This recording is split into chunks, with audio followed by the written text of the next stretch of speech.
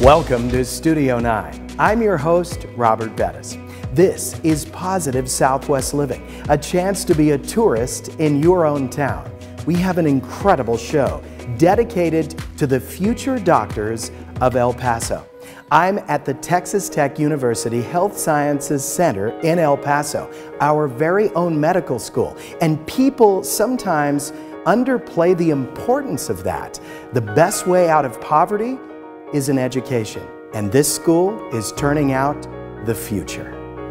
If you've lived in El Paso a long time, you'll drive along the freeway, and if you look south, you can see University Medical Center, the former Thomason Hospital, and of course right next to that is that School of Medicine from Texas Tech. Well, that School of Medicine, Texas Tech University Health Sciences Center El Paso, is independent now of Texas Tech, and it's been here since 2009. Joining me is the very first president of this independent medical facility. That's Dr. Rick Lang. Nice to see you, Dr. Lang. Well, Robert, thanks. Since we're socially distanced, I'm going to take my mask off, if you don't mind. Please do, please do. 2009, and this is the first time I've stepped inside this gorgeous facility. This is amazing. Well, you've missed an awful lot. I mean, what you see now is a brand new building that's just opened a month ago, but the origin started in the 1970s when we were actually a training site for medical students coming from Lubbock. But the city leaders here had a different vision. So in the late 1990s, they had a vision for their own separate medical school on the border like none other in the United States, and certainly not like what was in Lubbock. So they worked, and in 2009, the Foster School of Medicine came into being. That was exciting. Very exciting. Now, you had all but begged Austin, year after year, decade after decade. Please, could we get a little funding? We need a medical school in El Paso. No. But then Foster stepped up, and things started to change. Tell us about that. Well, the city leaders, again, had that vision, and they began to work among the legislators to set that vision. But you have to convince Austin that you're very serious about it. And what better way to do that than have them step up to the plate and said, I want to donate $50 million to start a medical school. You can't turn that down. No, no. And so that started in 2009, and then to become a separate health science center, you have to have two different schools. So the Hunt stepped up in 2011 with a generous gift as well to start the Hunt School of Nursing.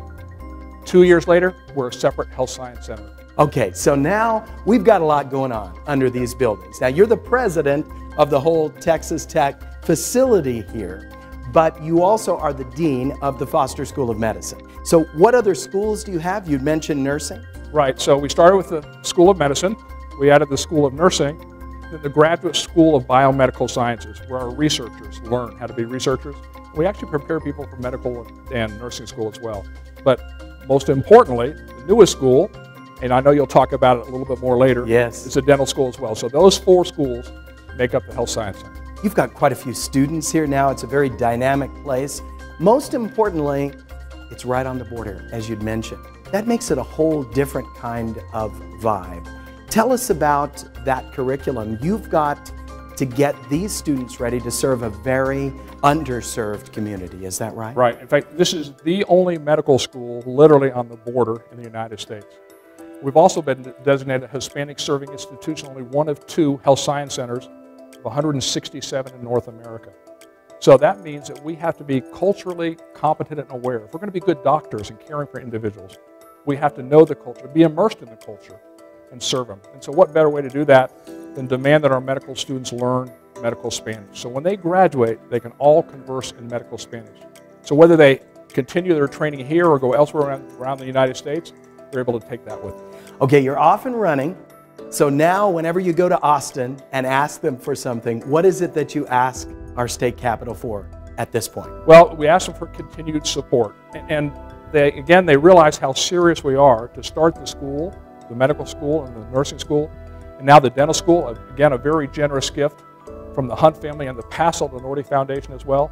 So when we go to Austin, we say, we're serious about this, and the community is engaged. They're behind us. The other thing the community has done is they've been very good about supplying scholarships. Many of the students are from this area and they're needy.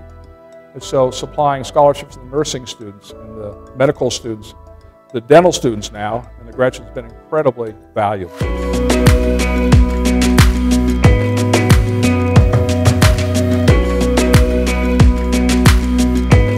Well, when we come back, we're going to talk about that unique curriculum. Of course, your students have to learn Spanish in order to graduate as doctors.